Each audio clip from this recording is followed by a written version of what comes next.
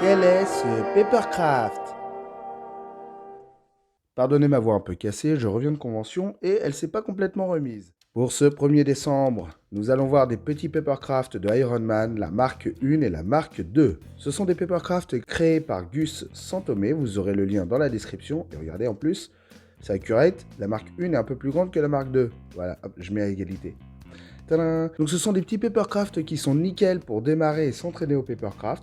Ce que j'aime beaucoup avec les créations de Gus, c'est pas pareil sur toutes, mais on a la tête de Tony Stark qui se trouve dedans. Voilà.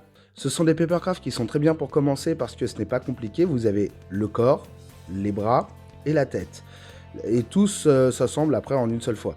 La base, c'est un élément que vous pouvez prendre séparément, toujours de Gus Santomé. Le MK1, c'est ma superbe écriture. Non, elle n'est pas superbe du tout. Mais ça, c'est à vous de voir ce que vous voulez mettre ici, puisque à la base, vous avez ça comme ça. Justement, parlant de la base, j'ai utilisé du papier 180 grammes Canson pour la base, mais j'ai utilisé du 160 grammes Extra Blanc Clairefontaine pour le bonhomme.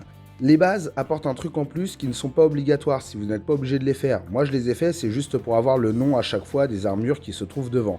Et d'ailleurs, la création des armures fait que de base elles sont juste posées sur les bases. Moi j'ai décidé de les coller, j'ai rajouté des languettes. Et ça je vais vous le montrer juste après. Comme vous pouvez le voir, les mains ici les bras sont recto verso.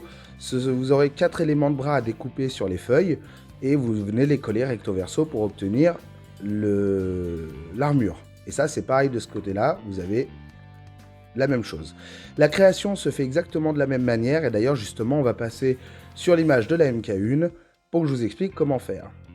Vous avez des traits en bleu qui vous indiquent où est-ce qu'il faudra plier. Vous avez des traits en vert qui sont des languettes que j'ai rajoutées moi-même et qui, comme ça, vous aident à faire le montage. Notamment les languettes au niveau du corps, au niveau du body, sont des languettes qui permettent de coller tout simplement sur les bases, comme je vous ai montré. Donc voici les deux premiers petits Iron Man de Gus Santomé. Vous avez le lien dans la description pour les télécharger. Je vous dis à demain!